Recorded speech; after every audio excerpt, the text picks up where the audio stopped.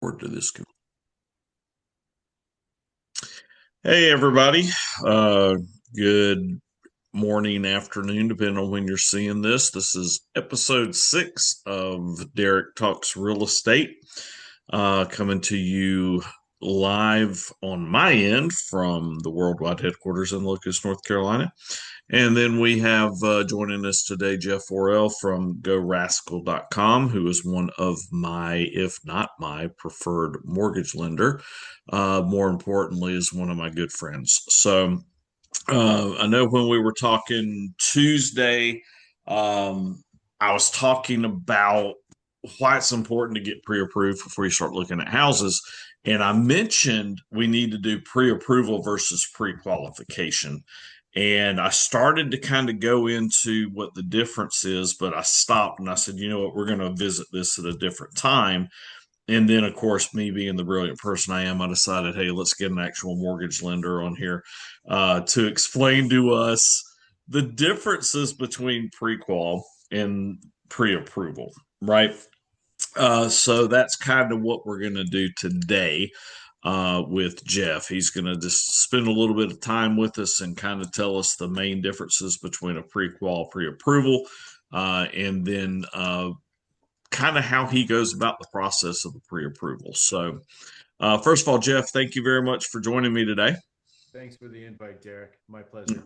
Yeah, appreciate it. And if you don't mind, kind of give us a little bit about your background. I know you haven't been in mortgages your whole life. One of the things that drew Jeff and I together from a friendship standpoint is our love of food and fermented grapes.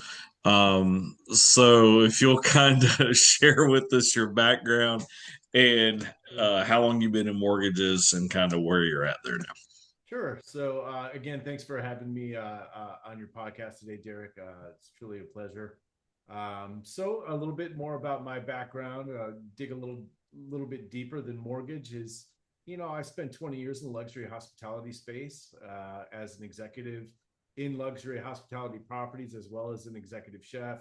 Owned a few restaurants and whatnot. I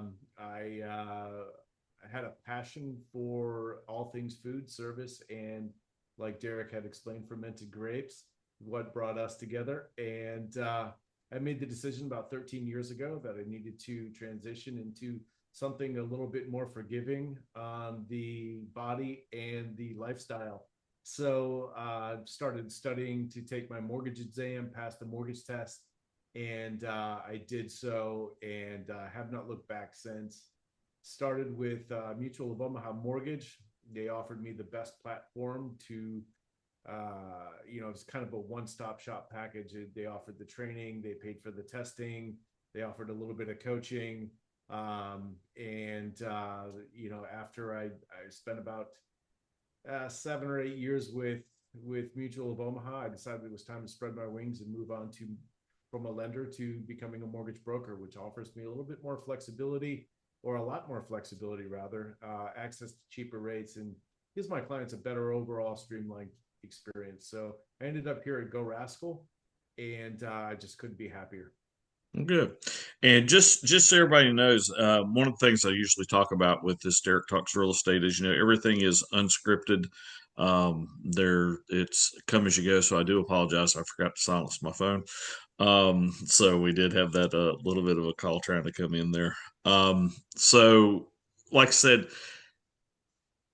pre-qual, pre-approval, kind of looking at the main difference in those. I like to tell people pre-qual or a pre-qualification is kind of like going online and doing that mortgage calculator where you throw in a couple of numbers to kind of see what your mortgage is going to be.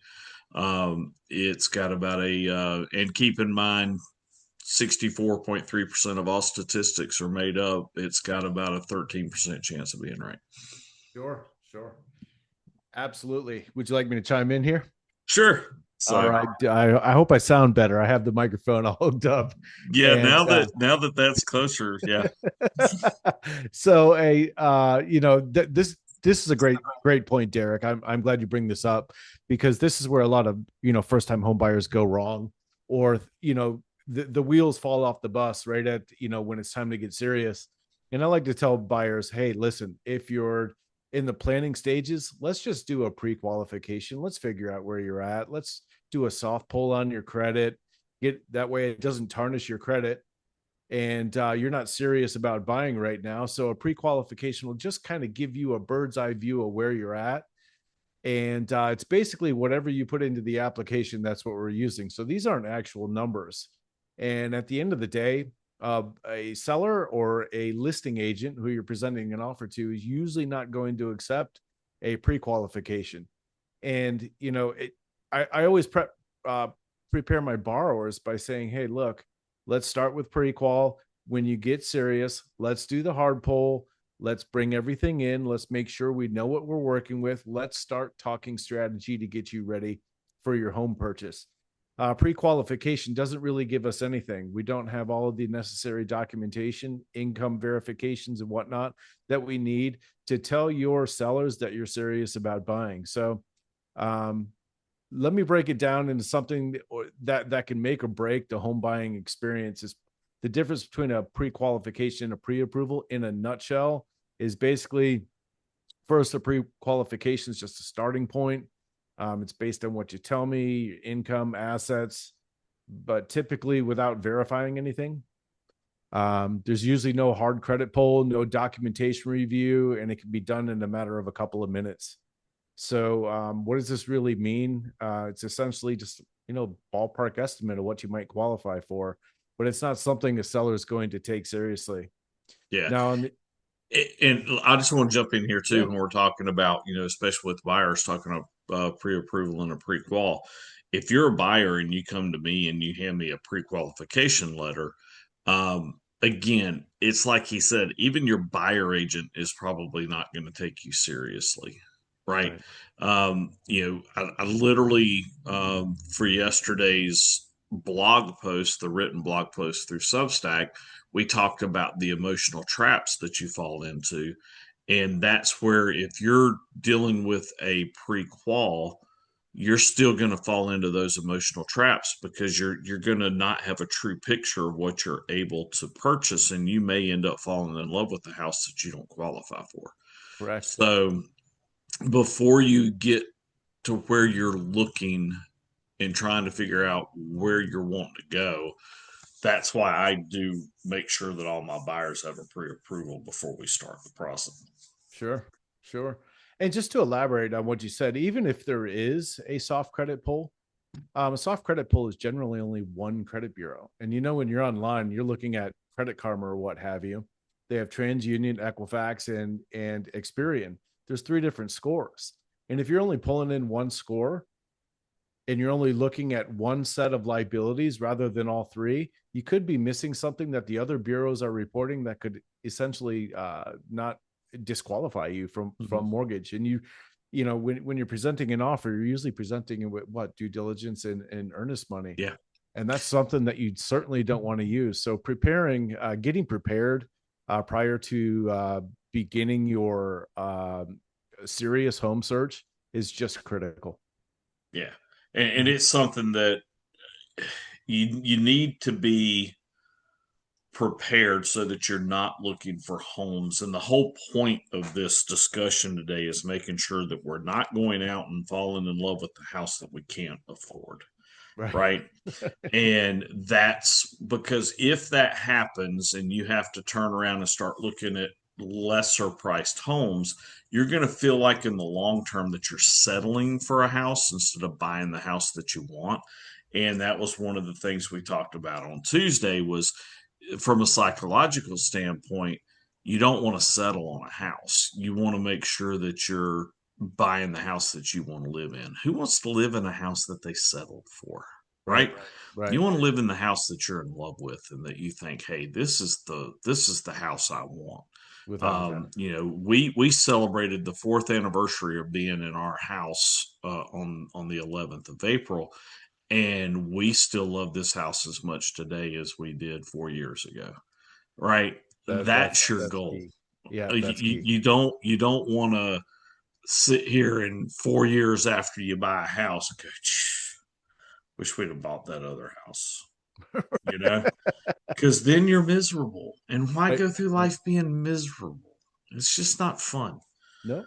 And I think that that lends itself well to that moniker date the rate, marry the Hmm. home. That you commonly hear. While rate is important and it does play a factor in the process, rates change, they go up and down. So find a place that you love and you can see yourself in for the long haul rather than focusing, strictly on rate. Yeah. Now, when we talk about the pre approval, I want to dig in on this a little bit. Sure. There are a lot of buyers that will come to me and be like, "Oh, I'm pre-approved for $700,000." Hmm. Like, okay, so what's your budget? Right.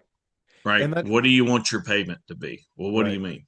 Well, I'm pre-approved for 700,000. Right, but what does that tell you your payment's going to be? How's that going to fit into your budget? How's that going to fit into your lifestyle? Hmm. And I know one of the things that you do, which I appreciate, is you always have that conversation and find out where do you want to be budget wise, Right. right? And you build the pre-approval based off of that, not Hmm. off of what they actually can be approved for. Right. Kathy and I were pre-approved for probably three times the house that we bought, but I wanted my payment to be around a certain level because that's what I was comfortable with. That allowed Right. me to continue to live my lifestyle of doing the things I wanted to do, going out to eat, having, going to a vineyard, being able to spend money on the things I want to spend money on Sure. instead of being house poor, Right. right? Where Right. you can't afford to do anything because you don't have any money because you're putting it all into the house. Right. Um, so touch base if you don't mind on how you go through that and budget that out. I Sure. know we had a young couple that got bought a house about 5, 6 months ago in Stanley County, who just got engaged, by the way. I don't know if you're aware of Oh, that. yeah, congrats. Um, Yeah. I'll have but to give them a call. yeah, but they were steadfast on our budget is this, Right. Right. right? And the fact that they stuck with that instead of saying, hey, well, you know what, we can afford up to here, but we would not be comfortable. Right. That's Right. what I love is that you don't push people into that uncomfortable space. You build their approval off of where they're comfortable. That's So, true. kind of go into how you backtrack into an approval based off of budget. Right. Okay. This is a little bit more of a broader subject, but my approach is simple. I listen, impart education, and build trust. And I think lending is more so about listening, asking questions, and sitting back and listening to what the goals are. But you have to know what questions to ask. you know Hey, listen, I can get you pre-approved for $700,000. Do you want a mortgage for $4,500 a month? Or hey, have you been looking at homes online? Yeah, well, we found a couple. Okay, great. Well, what's the average price point of those homes? And then I'll take that number and I'll work it backwards with a current fluctuating market rate and say, this is what your payment would be. Is that comfortable for you? Is that something you can see yourself absorbing on a month to month basis? They generally won't always have an answer for that right away. And then I change the conversation and I say, I want to ask a two-part question for you. And please understand this is two parts. I'm not here to spend your money. I don't get paid on what rate you get. I don't get paid on how much money comes out of your pocket. So having the information that you're about to give me is critical to putting you in a very comfortable situation and make sure that you're not out shopping for homes that ideally you wouldn't want to afford. And that is, what's the maximum amount that you would be willing to pay, all inclusive, taxes, insurance, and everything, for a mortgage payment? And then where is your sweet spot? Where would you like to be? And I Yeah. think that having those two numbers is critical, because more often times than not, I can get a borrower approved for a lot more than they want to afford. Mm-hmm. And setting the expectation from the very get-go is key, so they don't get emotionally attached to something that they Yeah. And that's monetarily can't have. Right. exactly. And that's the Right. whole thing, that one of the reasons that it's important to get that pre approval Sure. and to go through the process of making sure you have everything set from a financial standpoint. Because There's nothing worse than going and looking at a house or seeing a house and falling in love with that house and then finding out you can't afford that house. Right. Right. Right. And yes, you may be able to get approved for it, but can you really afford it? Right. You know? Right. And so that's one of the reasons I wanted to kind of bring that up and Sure. have that conversation about making sure that you're comfortable with what the payment is going to be, because those do change. My mortgage payment just went up $200 a month because Right. of tax increases and insurance increases. Right. Everybody is dealing with that right Right. now. Yeah. They revalue things every 4 years. In 4 more years, my mortgage payment will probably go up again. Right. And Yeah. yeah, you have to be prepared for that. Hmm. Yeah. So So shopping at the max budget, and that's why I asked the questions in the sequence that I asked them. yeah, Um, we want borrowers to be comfortable. We want to know what that comfortable purchase price is, but we also want them to know what they can go up to and right. what that's actually going to cost them. Because, more often than not, I'll tell a borrower, hey, listen, to be in your comfort zone, you're approved. You need your purchase price in between, a difference of $20,000. Let's say 350 and 370. But if you don't like what you're seeing in that price range, come back and talk to me, and we'll figure out what a house would cost at 380, 390, and 400 Yeah. for you And to be able then to make that decision. if we have to get into that point when we're looking to get what they're wanting, there's other avenues that we're not going to touch on today, because if we start touching on those, we will be here for another hour. But there are rate buy downs and there are other things Sure. that we can do. Again, right now we're more talking about the pre-approvals and Right. those type things. And so Right. for the pre-approvals, just to kind of give you, that's where you're going to need to start doing, your paychecks, pay stubs, tax returns, verifying things, Mm-hmm. actually submitting that stuff to you instead of just telling you, correct? Correct. Yeah. So we're going to review pay stubs, W-2s, bank statements, tax returns, self-employment income.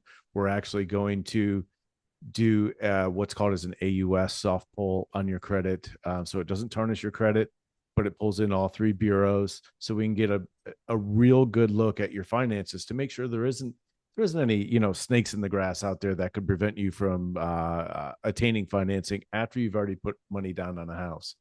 Yeah. So and it's critical that we go over all of those things, because sometimes borrowers may get a bonus and think that they're making X when bonuses are averaged out over 2 years.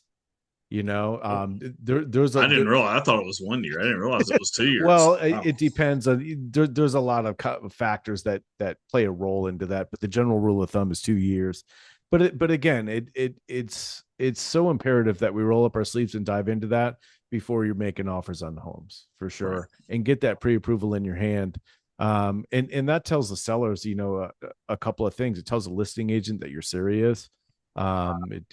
It tells them that you've been vetted, you're qualified, you're ready to move forward, and also tells the sellers that as well when they're reviewing those offers. And we can go into mortgage commitments and whatnot too, which is another layer of beyond pre-approval. But I'll let Derek Yeah. drive that cab. Well, we'll maybe revisit that another time. I've already taken more of your time than I told you I would. But basically, the whole point behind this discussion today, and what I want you guys out there in Derek Talks real estate world to understand, is it is important, and it is the number one step before we start looking at houses, that you get pre-approved. And for those of you that are selling a house, you do not want to accept an offer without a pre-approval. If you have an offer comes in that is with a pre-qualification with it, we want to see a pre-approval before we accept that offer, because you could be setting yourself up for putting a house under contract that is then going to fall out of contract because your buyer is not as solid as you thought they were. So, Jeff, tell everybody how they can get a hold of you. Sure. There's a few different avenues to get a hold of me. I do have a website. You can Google Jeff Orel at Go Rascal. My last name is spelled Orel. That'll take you to my landing page or my website. My telephone number is 973-800-5815. That's my cell phone. Feel free to give me a call or text anytime. And my email address is first initial J, last name OREL at gorascal.com. All right. Well, Jeff, I appreciate you being on here with me today. As Thank you. always, guys that are listening in, or guys and people that are watching or tuning in, my whole purpose behind this is to help educate you and to help you understand what it is behind the scenes on real estate, what you're doing to make sure your real estate journey is as smooth as possible.